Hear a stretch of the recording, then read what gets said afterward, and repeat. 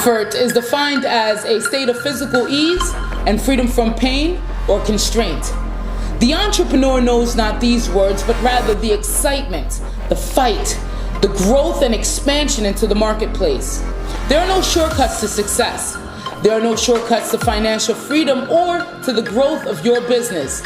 That's why I've created the Comfort Killers.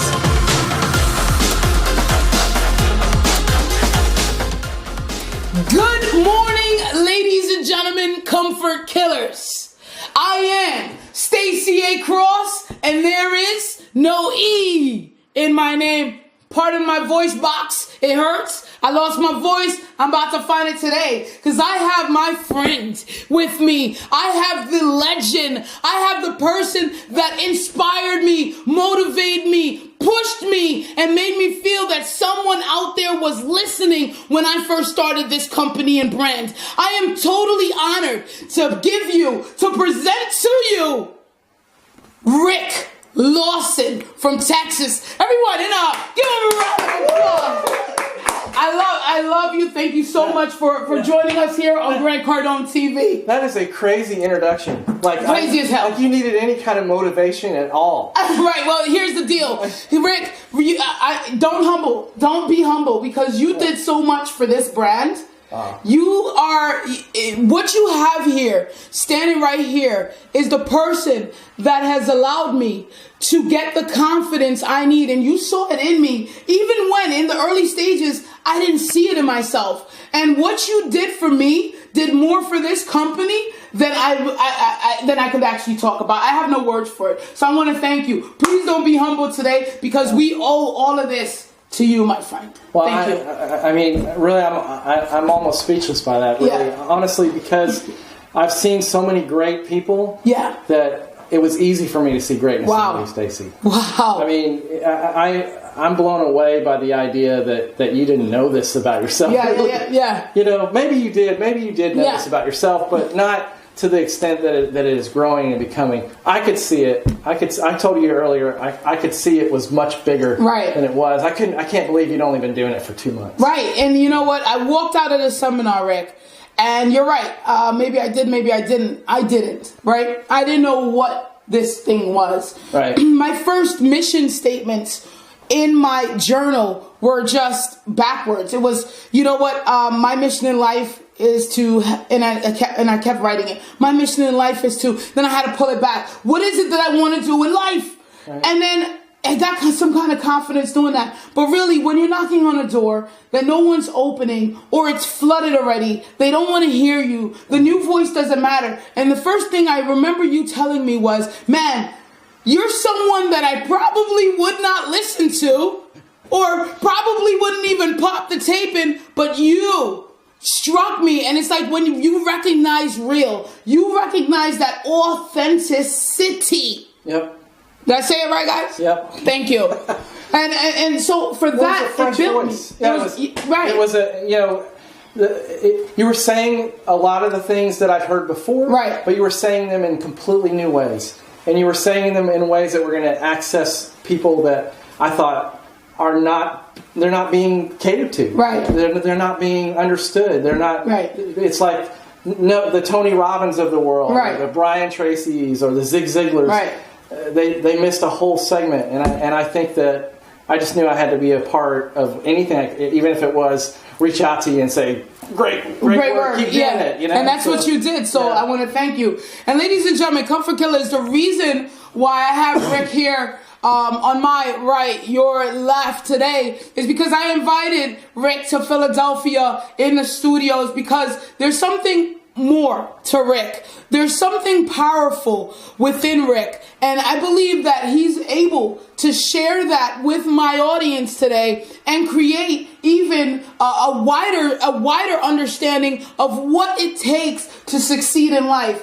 Rick has failed more times than I know, right? And I think I failed a lot. That's my claim to fame. Right. We fail a lot, right? And I know you're older than I am, but I'm thinking, hey, I had it bad, right? I walked out of seminar. Before that, I had a gambling problem. Before that, I had financial problem. Before that, I had confidence problem. So I'm thinking I had it bad, and then I hear your story, and I'm like, you know what? Everyone something. Right. And what you did to show me that how you're able to start over and reframe and kind of retarget, reevaluate, and you did it the right way. And I admire that. So if you could just, first of all, share where you're from, who Rick is, just on the surface, and then we'll dig deeper a little later. Well, I'm from the Dallas-Fort Worth area of Texas, and I'm an entrepreneurial guy. I own a small roofing company. I've been in sales all my life. I'm a father of 5 boys. I'm a divorced guy, newly engaged, and I've made a lot of mistakes in my life. I've let my emotions and my heart drag me along in places that I should never have gone. I've really had to grow up a lot, and as Stacy said, I'm older. I'm 54 years old, but inside I'm probably still about 27. And but the best thing is what Stacy mentioned about starting over. I'm a big believer in that every day you're alive, you have a new opportunity to reinvent your life, to take the things that you've learned. I've learned so many things, largely by doing them in the wrong ways. I think that we hear a lot of people talking about how great their life is, and it's real easy to kind of attach ourselves to the end result of our gurus and think that being successful is an incredible, wonderful journey. When in fact, probably all of us, even the people that I admire, have had many of their own failures. I was telling Stacy earlier that Pitbull he was asked about his epic failures. He says he doesn't have epic failures. He has epic learns. And I've really tried to kind of approach my life that way. I made all the usual cliche mistakes during while I was married, kind of looking for the grass being greener on the other side of the fence, mainly looking for significance. And instead of finding significance in following my purpose, I was finding it in the attention that I was getting from other people outside my marriage, and of course it led to predictable results. But I learned from that experience, and today I can tell you that I have, because of the changes that have happened in my life, I have a great relationship with my ex-wife, and I'm a family guy. I try to live my life. I'm very ambitious and moving forward. I love encouraging people. One of the big reasons I'm here with Stacy is that I saw in her a person that could encourage millions of people, and she had that in her mission statement. And I've seen other people who had a desire to kind of do that sort of thing, but they were thinking small, and I knew right away you were thinking big, and I knew that was something. As I get older, I realize I have less time, so I want everything I do to have more leverage, and that includes helping people. Wow. Great, by the way. You answered about 4 questions in there, but we'll definitely get to them and dissect them. Here's the deal. I mean, my biggest thing in starting over, and you mentioned that, and you succeeded. How many times do you think we start over in our life? Or do we even recognize that it's a start over? Right? That's that thing where it's like it's like a blurred thing. I know I started over just one time.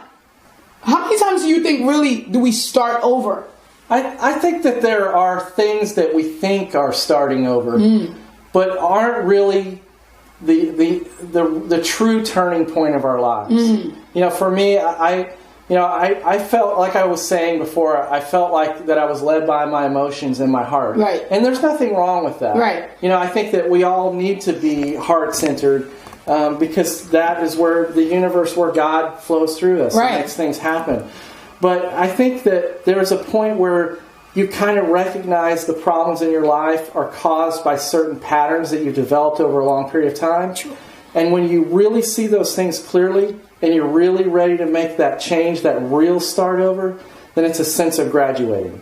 Right. For me, it was, the last Tony Robbins seminar I went to more than one. Right. I did a television show with Tony Robbins. I had some really cool experiences, but I didn't really reach that point in my life where I was really, truly ready for a start over until this past year. And I think that it came about, you know, people talk about being sick and tired of being sick and tired. Right. And I wasn't so much, you know, in the sick and tired of being sick and tired mode as much as I kind of look back at the wreckage I had created. Right. I had come through that wreckage relatively, ultimately unscathed, but I could see the wreckage still. And I thought to myself, I don't ever want to create that again. And more importantly, I want to show my sons, 5 boys, 5 little boys, bless you. that they can create the life that they want, despite all of the things that may have happened before them. As long as I live and breathe and have energy and the motivation and the real commitment to change. That's huge. And to start over. Yeah. Then that, you know, to answer your question, one time is really true. Yeah. I think those other times that we think we're starting over are just kind of, you know, sort of like trying to start the engine. Right. It just sputters and doesn't really kick over. And then we try to, you know, do other things, call our friends to give us a ride. Yeah. Instead of dealing with the car problems that we have, you know. So you're right. And I agree with that. One time, because that one time is so significant that that's the only time you remember. And I think that's where we start to see the exponential growth in our life that we were talking about. You mentioned Tony Robbins not once, not twice. Do you know that he didn't want me in his seminar? Do you know that Tony Robbins said that I needed better credit to go to his seminar? But that's besides the point. Right? Well, you know how it is. Not everybody can have it. Oh man, not everyone can.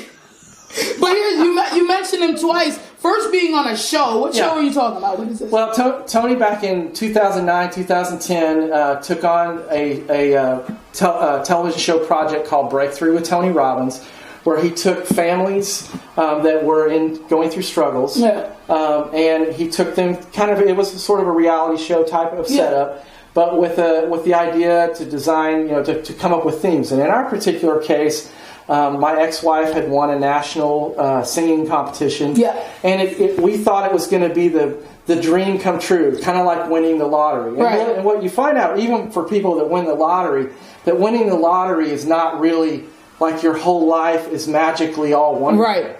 It comes with those rewards comes a whole new set of challenges and responsibilities. Yeah, and for us at the time, it was a record deal. It was fame. There wasn't much money, but there was the potential to do that. But it came at the price of her focusing on her career, not so much on the marriage. Right. Me having tried to ride on her coattails and not really building my own life. Right. Losing the significance that I had felt from her because she just got busy. Right. And then getting distracted with the grass being greener on the other side of the fence and leading to a train wrecked life. Right. So we went through a 45 days of shooting with Tony, which led to me learning about being present and ultimately for me being a better father.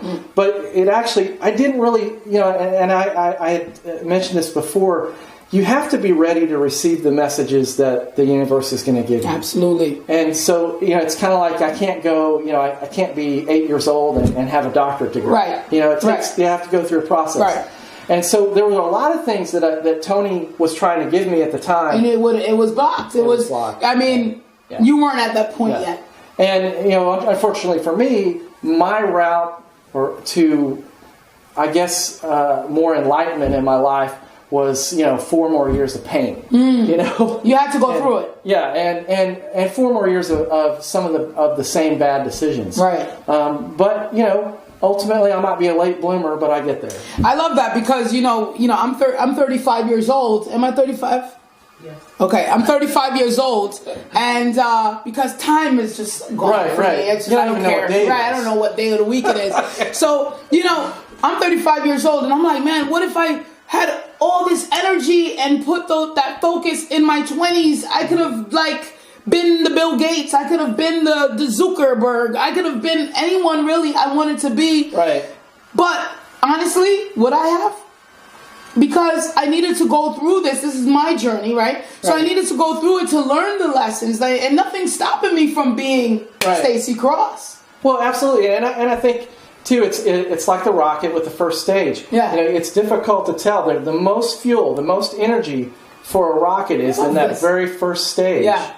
And so when we're going through that period of time in our lives, like you said, you could have done this maybe when you were younger. Yeah. But so your expense of fuel is time. Yeah. 10 years of effort, right? Yeah. Of getting where you are and learning things and experiencing life and developing the hunger and through meditation learning things about how the universe works through you. Right. And all of those things. For me, it was, my greater goal, my greater purpose is encouraging people like you. I now believe that it is my purpose in life to seek out and find people like you who can leverage that my desire to encourage and help others to grow. You have the ability to create a show, to speak, to deliver the kind of energy that you do. But I'm the kind of guy who can encourage someone like you. And so I believe that I could be saying the same thing at 54 years old. Man, 20 years ago, if I'd known. Yeah. But the important thing is, I needed to go through these experiences I went through. Exactly. Were they painful? Were some of them very ill-advised? Absolutely. But they're a part of the fabric that makes up who I am. Well, what do you think about? What do you think about people who are like, okay, well, here's the shortcut. Here's the shortcut to success. I made the mistakes, so you don't have to. Do you think that people should naturally go through their own journey for their own significance and purpose, fail a bunch?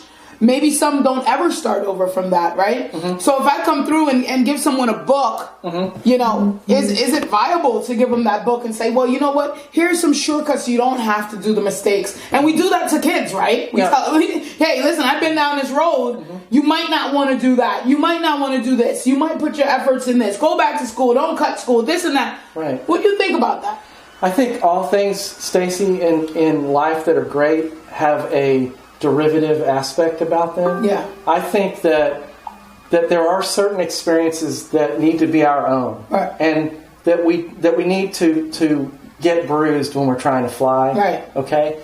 But I also think that if everybody has a unique purpose, and everything in this world, this universe, is designed to fit together, and things come to us. Mm-hmm. I think that if we're open with a sense of love about what's coming into us, then who am I to say that I shouldn't read your book? Who am I to say that I shouldn't listen to you or watch your video? That is presented to me. Do I need that? Is that something that I should, that I have to have? Right. No, I think there are some people, there are child prodigies who can play classical music like nothing. Right. But then there are people like me that have to learn to bang study, the keys, get lessons, read, watch tutorials, and all. But at the end of the day, those things are coming to us, and I think that we should be receptive to those and open to those. I completely 100% agree with you. It's like reading, and I usually do a lot of reading, right? It's like reading Stephen Covey, 7 Habits of Highly Effective People. This is my 3rd time reading the book, but every time I read it, there's something new. Why do you think that is? Because my awareness, my mindset, I'm grown to understand that piece in the book, and that's exactly what you're saying. Yeah, read the books. Look, in 2009, Tony Robbins was saying all the same things he said to me this year. Right, the same thing, right? Right. I only got 1 out of like 20 things. Right. 4 years ago. And what was the one thing that you brought back from the first time? The second time. The second time. Wow. I really interiorized Tony talks about the 6 needs that we have: certainty, uncertainty, significance, love and growth, and spiritual growth. Okay. And so it was learning about. For me, it was about reconfiguring really understanding what my God-given needs are. Because for me, I thought it was significance and uncertainty. Right. Uncertainty would be excitement, and because I wanted my life to be as exciting as my ex-wife's was with her music business. Right. So you jumped along. And then I needed the significance that I thought I would find with other people, with the attention that they would give me. Okay. What I really discovered about my real core self is that I'm about love and connection and growth. Is that why you always, every time I see you on your Snapchat, what's your Snapchat, by the way? Just give It's at Rick Lawson 1. I'm at Rick Lawson 1, the number 1, on all my social media. Yeah, you're a branding guy. We're going to get into that in a little bit. But I put the heart on You put the heart on Snapchat. All the snaps, I'm like, oh, there goes Rick and his heart again. I'm not just being cute. He's all about love. And it's like pure awesomeness. And the thumbs are up. And it's very motivation, and I haven't heard in our whole time talking to each other, not one negative thought, action out of you, words. It's like you've been on like this positivity, and it's tough to remain positive 100% of the time. It's really a tough. You can be positive about getting out of a negative situation. That's true. That's true too. So I mean, how do you do that? How did you come to find a positivity trend in yourself?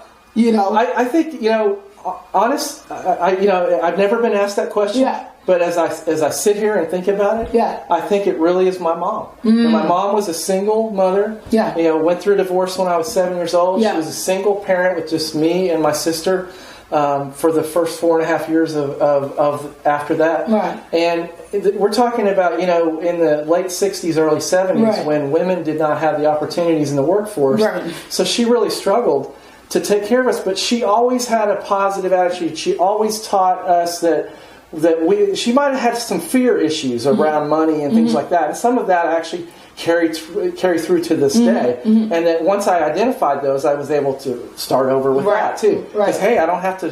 That's old programming. Okay, but I think just the idea that she never quit, that she always had a smile on her face, that she always made things happy. I remember one Christmas, we didn't have any money to buy Christmas decorations. She drew a fireplace, like with markers, and hung our stockings on a fake fireplace.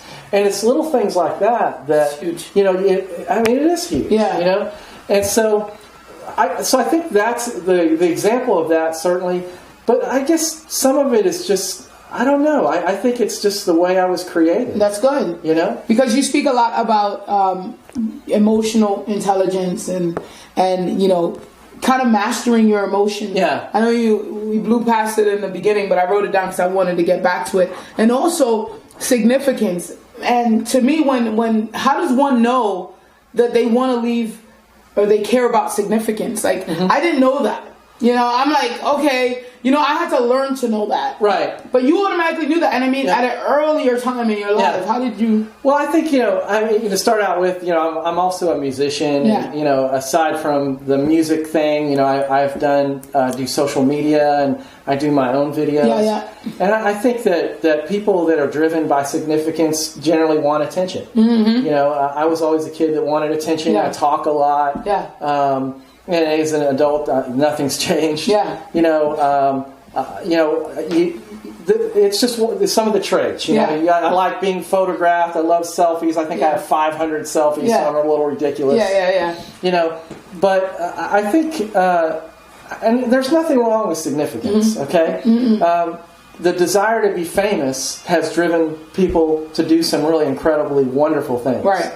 But I think when significance comes from a place of selfishness or self-centeredness, that's where you do that. That's where you go off the rails. Okay. That's where I went off the rails. Right. Because now I'm seeking attention. When I was younger, it was seeking attention for doing the wrong things. Right. I'd be the kid that gets in trouble or talking when I shouldn't talk. Right. I got negative attention because I just wanted attention. Right. I starved for attention. Right. My mom worked, trying to support us. My dad was out of the picture. Right.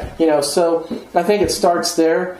And I think that later in life, and that's the other thing, Stacy, we talked about starting over. Mm-hmm. I don't want to keep doing the same things over and over again. Oh my God. I don't want to seek significance for the wrong things anymore in my life. Right. I want my significance to come and marry it to my desire for love and connection. And that only comes from giving. Yes. Because the more that you are in the area of love and connection, connecting to people and loving them, then if coupled with significance, now you're going to start, instead of talking about me, I'm going to talk about other people. Right, exactly. You know? Exactly. And that's significant. Yeah, that's awesome. That's what I love talking about. Yeah, I mean, well, thank you. Yeah. And I remember, I don't think it was the first, second, or third conversation we had, because we have a accountability call, once a week, and we were calling each other. So you would tell me about your week, and I would tell you about mine, and each week it would be something new and exciting. And once we got down to it, and around maybe 2 months ago, correct me if I'm wrong, all of a sudden it changed. I felt a change. And it was like, you know what? I know what I'm here to do. And you said to me, and you were so excited, and you're like, it's not for me to be the one out there. It's for me to find people and encourage people like you, Stace. It's for me to motivate and keep spreading this word for people like you. And that's what you do. Right. Like, every time I look at Rick's profile, it's like 20% Rick and 80% good people that you're sharing, and you want to get out. And I'm so proud to be a part of that. Yeah, Martin and Chelsea. The Matthews, the American Dream. We did it here on GCTV. But I love that, and because you recognized it, and it was like 1,000 books clapping at the same time, bam! And you were like, "Stace, I got it." So but before that, we were talking about maybe doing some more articles and doing some things for your business, and you own a marketing agency, along with Mark Krause and his wife Crystal are the owners. Yeah. But I am the social media director, right? And also do sales for our company. It's called Look Locally, looklocally.com. Check them out. We do social media for a lot of like auto dealerships and orthodontic practices. We also work in the motivation and business consulting space through an organization called Life Leadership, which is a big deal for Mark. And then I also take on personal clients, as they reach out to me. And ultimately, what I really see myself doing is helping market and handle social media marketing for people like Stacy, right? And so that's what I'm looking to do. Yeah, and you've been a blessing to the Comfort Killers and the Comfort Killers brand. Now, what's next? I mean, we spoke about the past, and we know it strengthens us, right? It gives us the motivation, it keeps us hungry to even think about the past. It's going to be a year since I started this company, and it's like a baby still, but it's been a year, right? And now I'm like, I'm not focused on last year anymore. I'm already a way ahead. What's in store for you? What's your next stages? What's your next targets? What are your next things that you want to accomplish in life? Absolutely.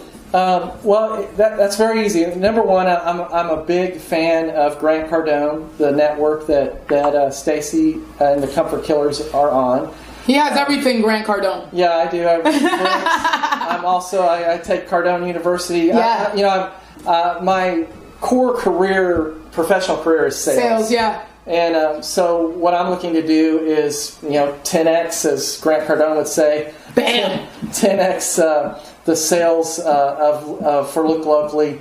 I have a partnership role in that company also, and we have a multi-million dollar goal for our company. Damn. And so keep it big. Yeah. So I see that happening. I'm also a contractor. I have a roofing company.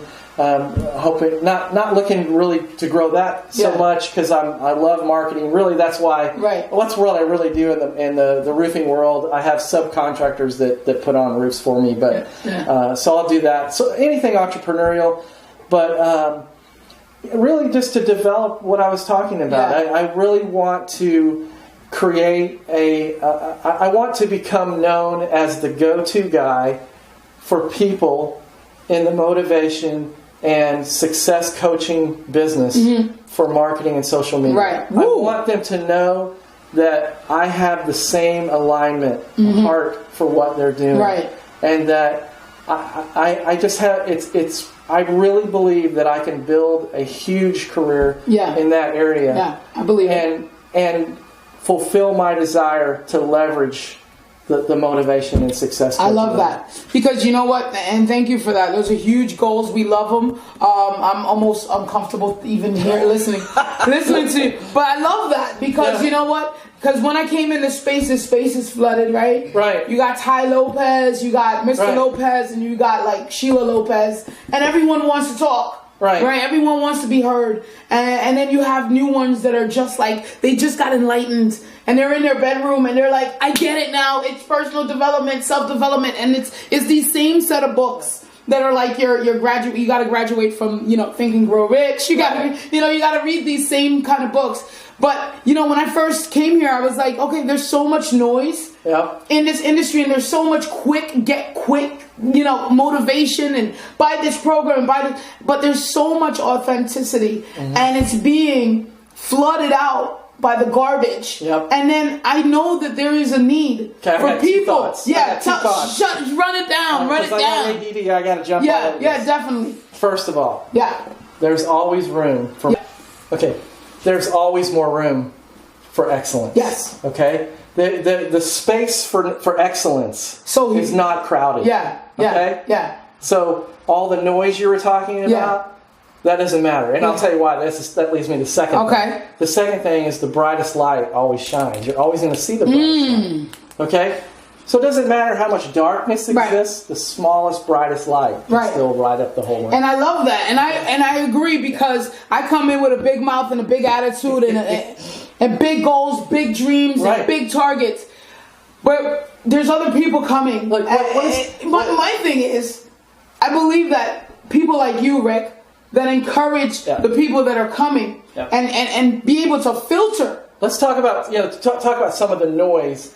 What the noise is things like Lamborghinis and and buzzwords like hustle and you want to hustle with me? You want to hustle with me? Because I'm going to bed. Okay, you know what I'm saying? Yeah. So when you mentioned the other important word, authenticity. Yeah. Okay. Authenticity comes from a place of a real desire to deliver something that truly brings value to people. Yeah. And that. There's always room for that, Stacy. Yeah. And you have that. Yeah, and I agree. Hey, Rick, I know. Right? No, you know. You know, I know. I didn't know maybe the first month. I didn't know that you know, but now that I know you know, though. Yeah. That's what happens when me and you get together. But the deal is, I think that because there's no one out there, everyone's thinking of, I'm going to do my own thing. Yeah. Why do I have to go share this one and this one and this one and encourage this one and really highlight this one? But you're coming in a space where no one wants to do what you want to do. Right? Because they're like, I'm focused on my thing, man. Right. My thing is my business. Right. So that's the space. We all fulfill different roles in it. I can't. I don't know why I'm loving the rocket launch analogy right now. I'm going to take it. Look, there's people that work at NASA that will never be riding in the rocket. Yeah. Okay. There are people who are never even get near the rocket. They're inside the control room. Right. Okay. Every one of those jobs is absolutely essential to get to the moon or Mars or wherever else we want to go in life. Right. So the same thing here. I want to go. I want to go where I'm called to go, where my skill set is best served. I have always loved social media. Yes, I have been on social media since 2007. Okay? I was on Twitter in 2007. Okay, I eat, drink, and sleep this stuff. Yeah. Okay, I am always trying to figure out the algorithm of what works. Yeah. Even before I knew really why I was doing it. I knew I didn't want to promote my roofing company because I've been in roofing since 1998. That is not my passion. Right. Okay. But ever since I was in my early 20s, when I was I was in an MLM, I would go to all the seminars and rallies, and I saw Zig Ziglar, and I saw Brian Tracy, and I saw Tony Robbins, and I saw all the these greats, and I knew I wanted to be a part of what they were doing. Wow. Okay. And there was one other little thing. I felt like I always I kept hearing this one sentence. I want to be somebody's right hand man. There are some people that are cut out in life to be the trailblazing, cutting at the point person, entrepreneurs in life. And then there are other people that serve every bit of an important role of being the person making that happen, that encourages them, or that when they're tired says, "Hey, you can do this, Stacy. I'm proud of you." We need that. You know, so that's what when and I'm not limiting my view by doing that. Some people would say, "Oh, well, why can't you be the entrepreneur?" Or whatever. Right. Well, then I would just be doing my one thing. Right. What if my one thing is to help? I love it. Tons of people like Stacy. I love it. Thank you so much. Yeah, no, I love that. And you said it right there. And we need that. We need to have people understand what their skill set or what's driving them. Right. That Self-awareness. purpose. Right. Self-awareness is key. And that's always what I'm focused on. You know, sometimes when the cameras are off, all the times when the cameras are off, the Snapchat is down, Stacy A. Cross on everything. I'm always intuitive. Like, okay, what do I want? What's driving me? Because I feel that we pull our own self to where exactly we need to be, no matter if it's struggle, no matter if it's pain, no matter if it's hurt. At that point, we pulled ourselves there. So what are we going to learn from it? And I love how you were self-aware to come out and just say, you know what, Stace, this is what I want to do. I could do it all. Right. That doesn't mean you're going to stop the other thing or stop the other thing. You could like literally do it all. Right. And that's, I think, what Grant's talking about in Obsessed is like, do it all. Like, you know, we don't have one goal. Well, I don't have one goal. And it's not, and then the other thing that you know, we're doing life. Yeah. Okay. You know, like some people do work and you know, or kids or whatever. We're doing life. Yes. Okay. One of the things I want in my life is associations with great people. Remember, one of my significant things was love and connection. Yes. I want connection with people that are on fire for life. Okay.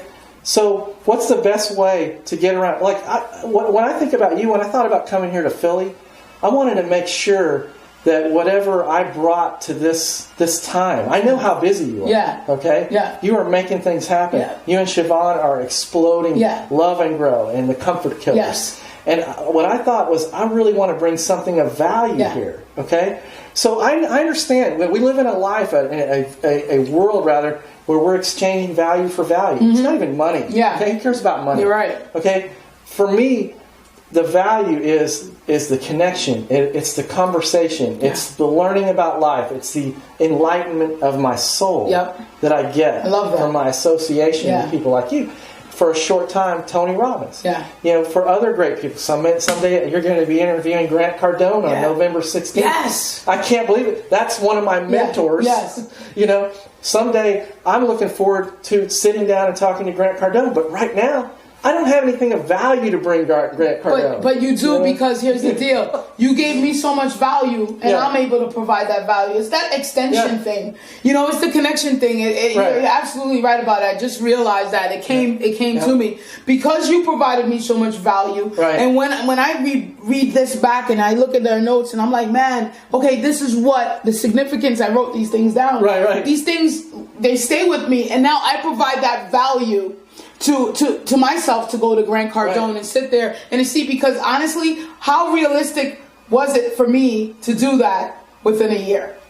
Right? Yeah, I mean, that's the magic that happens with what, you know, when you start working and you take, that's that leveraging I'm talking about. You know? I can't go out and start giving speeches and motivate. People are going to look at me and go, you know, well, what are you doing with your life? Right, you know? right. And really, frankly, I'm not a multimillionaire. I'm not, you know, I've survived divorce and I have a great relationship with my ex-wife. Yeah. But beyond that, you know, there's nothing that people can glom onto and go, this is really awesome. Yeah. Okay. But, you know, when you get done interviewing Grant Cardone, I get to talk to you and hear all about that. I get to watch you, and I get to know that in some small way I was maybe a part of it. No, you were. And like how I opened up this show is, you know, in the beginning, you were the one that opened it up for me, and I yelled to Siobhan, because it was someone every week, like it was like some Joe every week. Hey, I like your stuff, and then there was Rick Lawson, and then it was like, and then next week, oh, who is that? Rick Lawson, and what you did for me was show me that it could be done and that someone's out there listening. And I do it for one. You know, I want millions, but we got to do it for one. Absolutely. And I start here home and then wherever it reaches. So you kind of invested in this company, and with your time and with your encouragement and with your effort and with your share now. Yeah, share now. Share now. I love it. Share. I love it. So, ladies and gentlemen, I hope you have received tons of value from my good friend, Rick Lawson, entrepreneur, just all around, just unconditional, just throwing love in your face, positive guy, awesomeness. Batman, show me shirt, man. I can't believe I didn't even mention that up till now, right? Yeah. So Batman's here, and thank you so much. Like again, Rick Lawson 1 at Rick Lawson 1. I was like at Rick Lawson 1. Everywhere except Facebook, I'm Rick Lawson Batman. Okay, that makes sense. So, ladies and gentlemen, if you want to reach out to me, I'm still taking questions for the interview with the big man, Uncle G himself. Still, send an email. hello@thecomfortkillers.com. Remember, leave your name. I don't want to see babyboo0101@gmail.com. Listen, leave me your full name and your location. Give me a few questions that's been knocking at your door and you want to know about Uncle G, Grant Cardone. Thank you so much, ladies and gentlemen, my comfort killers in my army, my soldiers, my leaders. Rick, do you have any outgoing words to say?